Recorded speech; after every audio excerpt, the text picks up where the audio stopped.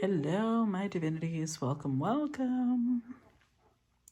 So, I know I've been using this for the zodiac sign readings, but that's what I was drawn to. So, these are the ones we're going to use for this collective, okay? Let's see.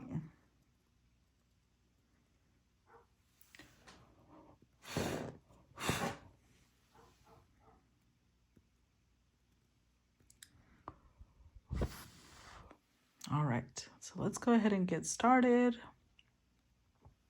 Happy new moon to everyone. I did mention we're going to have some intense transits the next few days, so buckle up, babies. Let's see. What is the energy for today's collective? We start with the North Node, future, number 34. Okay.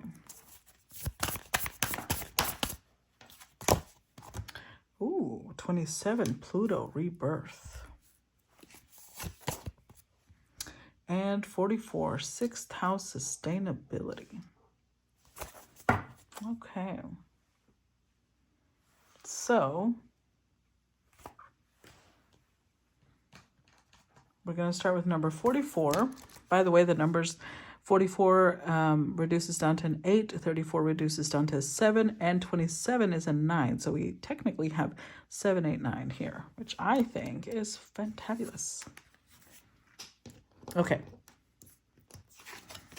Number 44, sustainability, says, if your chart were a village map, the 6th house would represent the central kitchen, gym, health clinic, and dog park. The 6th house speaks where you live out your daily habits, your work environment, your pets, your mind-body connection, and how you tend your health. Action. Work smarter, not harder. The opposite of a dysfunctional situation is a sustainable ecosystem. Make your life sustainable. Look at the time, resources, love, care, and sweat you put into your life and assess whether you are putting as much in as you get out and whether you are receiving as much as you put in. The input and output have to match. Maybe not every day, but certainly every week or month, or you cannot sustain the long haul. The 6th house concerns your daily work, not necessarily your vocation or longed for career. If you're waiting tables to support your acting career, the 6th house speaks both of your day job and what you do towards that dream. Put in some time and effort on your dreams to bring these two paths closer to being one and the same. Assess your work environment. Besides the money and professional trajectory, most jobs offer an opportunity to bump souls with others, a stage to work through karma and round out our personalities. Camaraderie can help to create a healthy work environment. Attitude makes all the difference. Watch where you put your mind. Nervousness can turn into chronic anxiety, which taxes the health. Give your mental hamsters something worthy to work on and keep them from merely spinning. Look at your daily habits and invest in good self-care. Make healthy food delicious and healthy activity enjoyable. Play with the dog or talk to the wild birds. Time with animals can restore the spirit as well as be a great exercise. Challenge. Worry can give you the illusion that you're taking care of business, but it does not further your goals. Gift. You can create a beautiful and sustainable ecosystem out of your life as you pursue a delicious, healthy work-life balance. Okay. Number 34, North Node. Future. The North Node, or ascending node, represents a place the soul longs to be, where fate beckons. This is uncharted territory. You don't have a map. The North Node calls you to territory that doesn't have a particular charge and can either be an exciting exploration or start off a bit bland and become more satisfying as you proceed. The lunar the lunar nodes are the points on the zodiac where the moon's orbit crosses the ecliptic. When the moon, sun, and earth exactly line up here, a shadow mysteriously covers the sun or moon and creates an eclipse. The ancients thought a giant creature cast those shadows and referred to the nodes as the head and tail of a dragon. The point where the moon heads north is called the North Node, the dragon's head, and calls you forward. Action. Think about where you'd like to be and what you'd like to be doing in 10 years, and make this a beacon that guides you through the time in between. Notice that what piques your curiosity, that's something that excites and beckons you even if it's unfamiliar.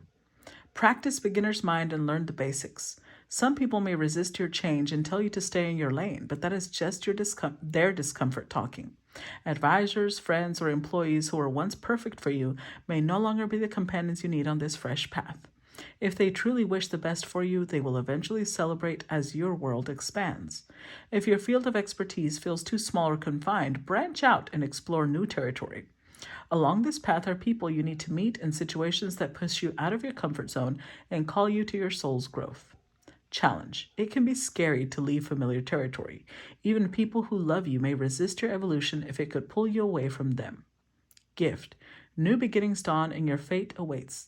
This path may start out with uncertainty, but it will become more solid and delicious as you progress.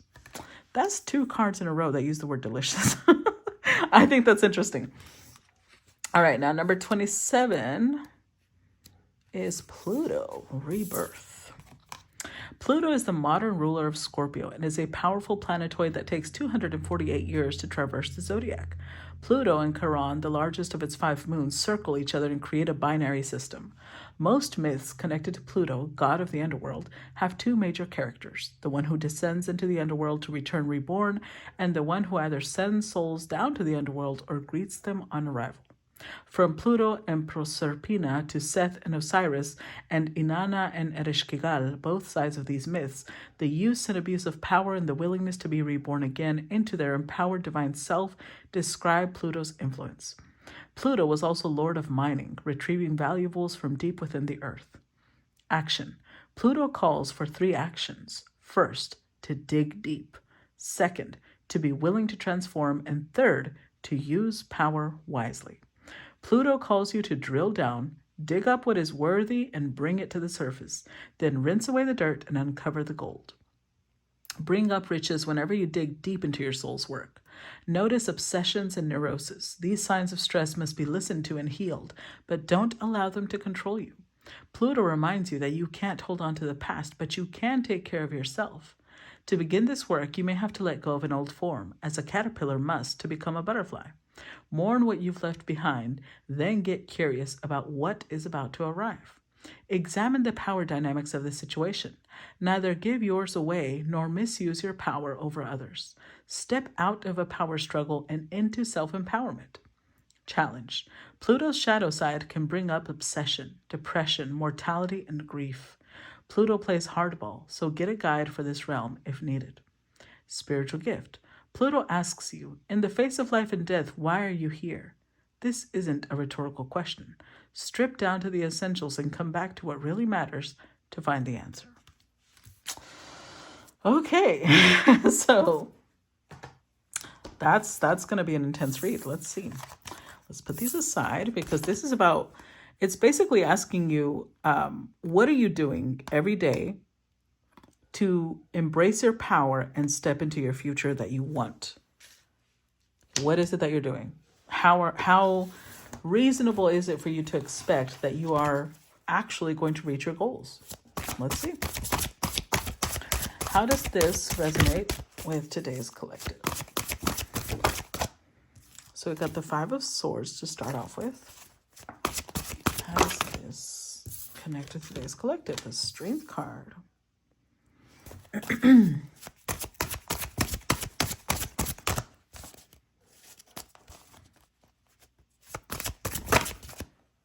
Hermit. Ooh. I knocked it off its little holder. Ooh, hold on. Damn it. All right, hold on, guys. I got it. Let's just switch it over here. Okay.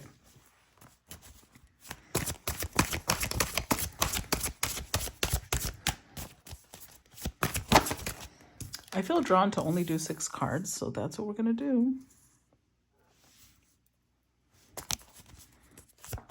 Because these cards are pretty big. Not only are they big, but they carry big energies. So, well, or not. You know what? Let's... Hold on. gotta move this a little bit. Gotta make room because these cards are big. That's what she said. All right.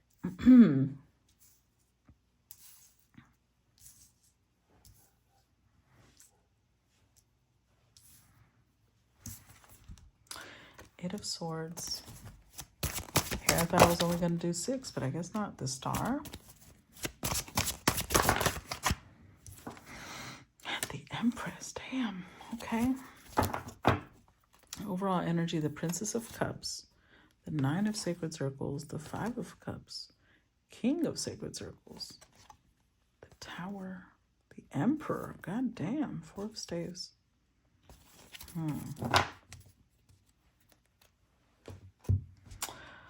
Okay, so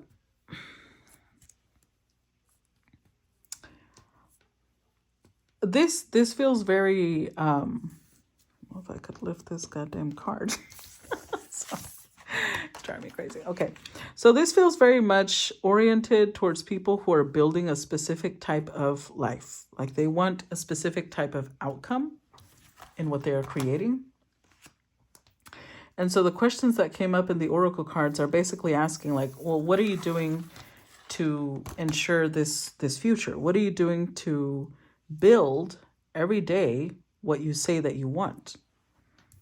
Like, what are you doing to create that?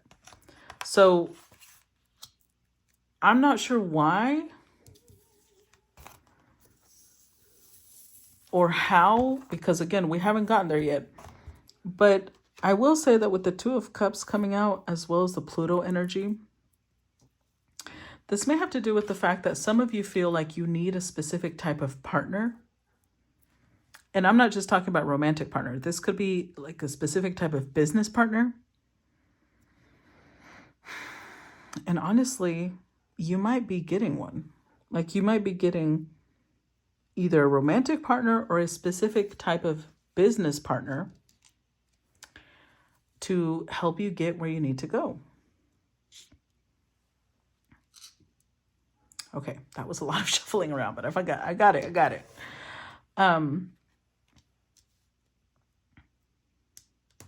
It's interesting because I don't see this being super romantic, because although we do have the 2 of Cups and we do have the Emperor and the Empress here, we also have the 9 of Sacred Circles, the King of Sacred Circles. So I don't see this being romantic, at least not right now. Maybe with time. Maybe with time this will be. But if this is a business partner, I think that this is just someone who really supports your work. They really support what you do. They're interested in helping you expand in some way.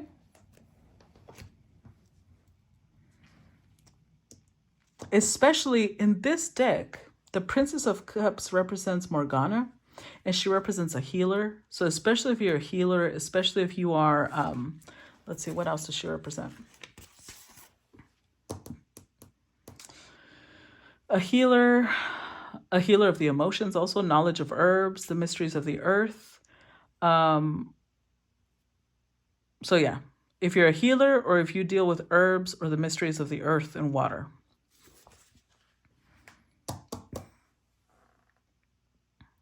If this is what you do, I feel like somebody here sees you like you're on your path. You're already doing really well. And they're trying to encourage you because they can tell with the Star that you're going to go far. They see the Empress in you. Even if right now you may not see the Empress, because with the 8 of Swords, I feel like you may be dealing with a little bit of insecurities or limiting beliefs.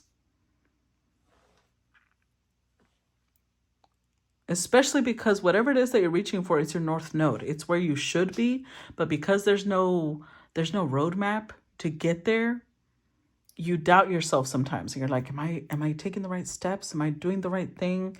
Am I, spending the right time and energy on the right things? So whoever it is that's going to help you, oh shit, I dropped a crystal, my bad. Whoever it is that's going to help you, it's because they see that you have the wisdom in you. They see the Star and the Empress in you. But I will say with the Five of Swords, Eight of Swords here, you've got to do your own part to move past these blockages. Because you have all the courage and wisdom it takes to get you to your North Node, to the future that you want. So I do feel with Pluto, you're getting a little bit of help here. Because I do see not only the Two of Cups, but I see the Nine of Sacred Circles, the King of Sacred Circles, the Tower, the Emperor, Four of Staves. So I do see you getting help. I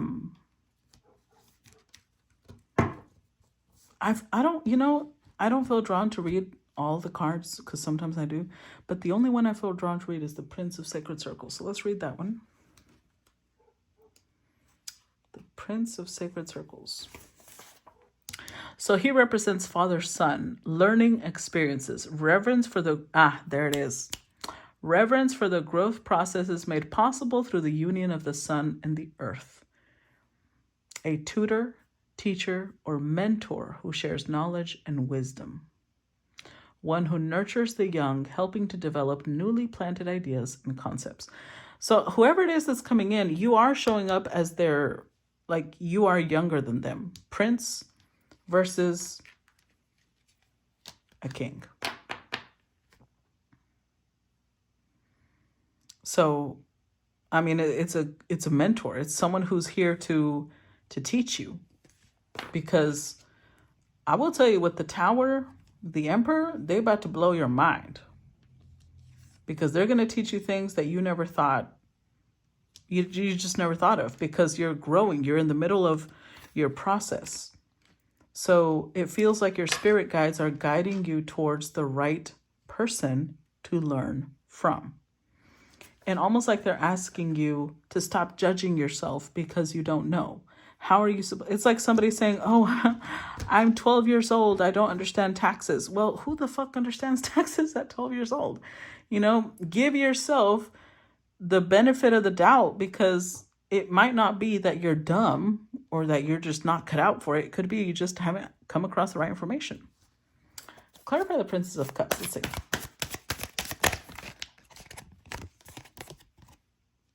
Death card. See, Pluto. Death card. Clarify Princess of Cups. You're in the middle of a transformation for sure. Rebirth, though. Because I will say, I feel like your transformation is almost over. You've been building yourself, and I feel like you're about to pop out. Seven of Swords, Four of Wands. Look, Eight of Pentacles. Yeah, I don't know. Because, everybody's at different degrees of growth, right? But whoever I'm talking to, and whenever this applies to you,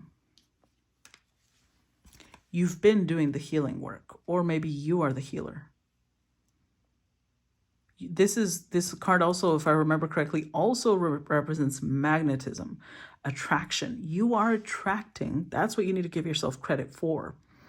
You may not be where you want to be yet, but you are magnetic enough that you're attracting the right mentors, the right teachers, the right business partners to help you with your growth process. With the Seven of Swords, this is not about deception. This is about strategy. You're learning